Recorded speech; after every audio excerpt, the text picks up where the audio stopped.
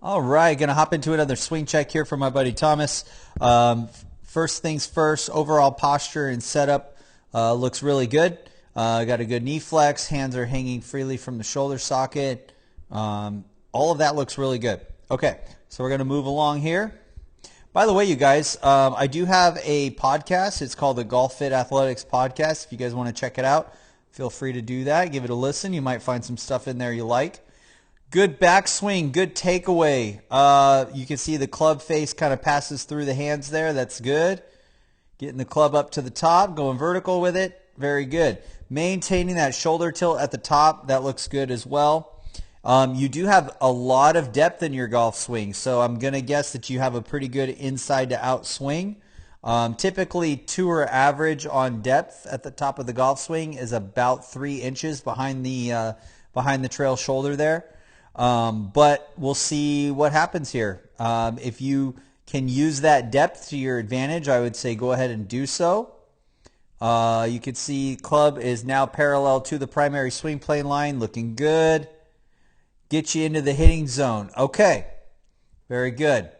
Now, where you got a lot of really good things happening here, and I think I've talked about most of those.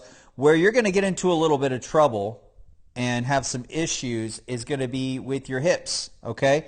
And so your hips are thrusting towards the golf ball a little more than they should, and so that's going to do two things. One, it's going to prevent you from rotating as efficiently as you could, and two, it's going to cause your spine angle to change throughout your swing. So as we get you down into that hitting zone, you can see how your head and your spine and your shoulders kind of back away from the golf ball. That's because your hips are driving towards the golf ball too much this way, and it's forcing your lower body to push your upper body up and out of the shot. Okay? And so one of the problems that can arise from that is you might have some issues with hitting the top of the ball every now and then. You might hit a few more shanks than the average person. But that's just because your posture is adjusting throughout the swing rather than staying on the same swing, on the same spine angle as where you originally started.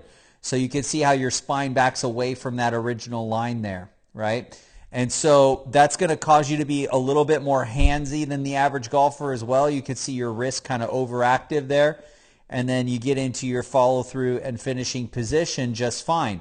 So you have a good foundation, but you got to clean that up with your thrusting, okay? Hope that helps. As always, aim small, swing smooth. Peace.